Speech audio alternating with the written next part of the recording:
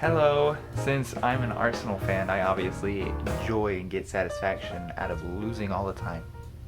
No, I'm just kidding. But hi guys, welcome back. This is Shannon with Unique Arts, and today I just want to talk really quickly about the Masters of the Masters, if that was understandable. So everybody knows the three big names for Renaissance. That's Leonardo da Vinci, Raphael, and Michelangelo.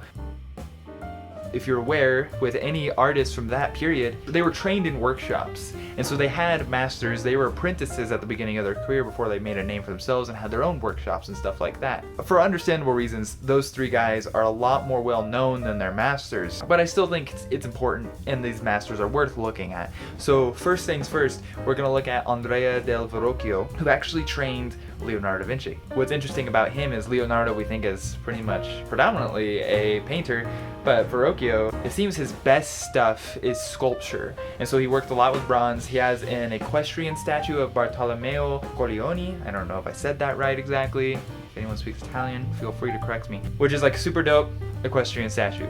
You know, what do you expect? But he did do some paintings like the Baptism of Christ. And keep in mind, this is the early Italian Renaissance. They look more medieval-ish, you know, better, more than the High Renaissance. That's why their pupils, like Leonardo, so well known, is because they were so good at what they did. Actually, one interesting thing that I really like about Verrocchio is he actually did a David, and I feel like people forget that. Everyone knows Michelangelo's because, you know, he's freaking gorgeous. Beyond that, Donatello did one, and Donatello did one around the same time as Verrocchio. Verrocchio is not nearly as famous today. Donatello is famous within art history because it's like the first nude statue for a really long time since classical, you know, like antiquity, stuff like that.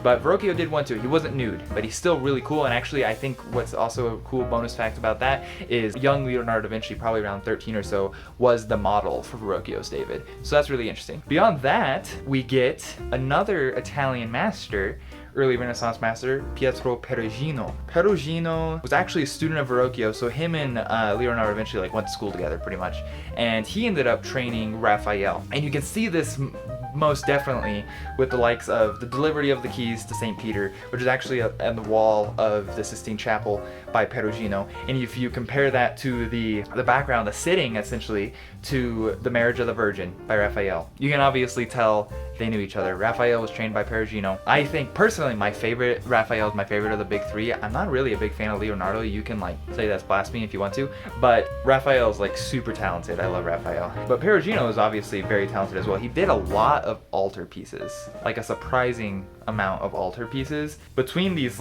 these three masters, he's probably my least favorite.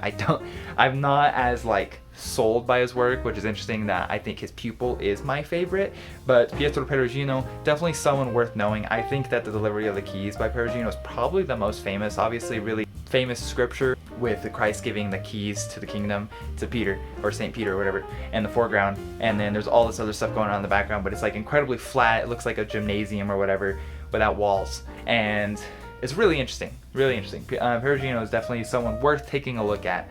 Beyond that, we have Ghirlandaio. So Ghirlandaio was the master to Michelangelo. Obviously that's the only one we have left. I really like Ghirlandaio. He did a lot of different works, and keep in mind, most of these works you're gonna find for during the Renaissance, they're religious. I think that's a given. One of his that isn't necessarily religious, or doesn't seem super religious to me, is an old man and his grandson. And it's this really cute little boy looking up to his granddad, which is really sweet. I appreciate that. I think it's a really cute image.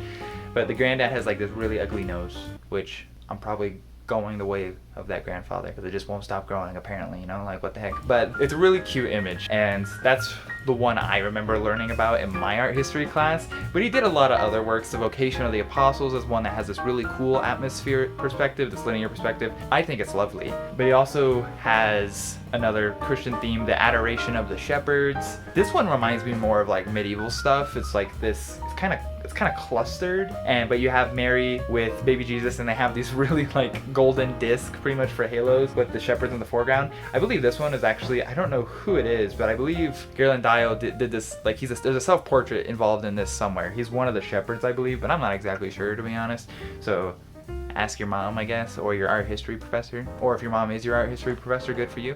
Yeah, quick interruption. This guy actually does this quite a bit. He's like the butler from Adam Sandler's Mr. Deeds. I am very, very sleepy, sir. But then he did portraits. I really like his portraits. They kind of remind me of Leonardo da Vinci's portraits, but a bit softer in my opinion. I like them better than da Vinci's. But he did, portrait of a young woman and stuff like that. Ghirlandaio, really talented. Guess he did portraits of a young man as well. Portrait of a woman. There's a lot. Check him out. That's essentially the Italian Renaissance masters. That was Verrocchio, Perugino, and Ghirlandaio, and I hope that sheds some light on them and gives you a better idea of where those masters were coming from at least. But I've been Shane, and feel free to like and subscribe, ask any questions. See you guys next time. Appreciate it.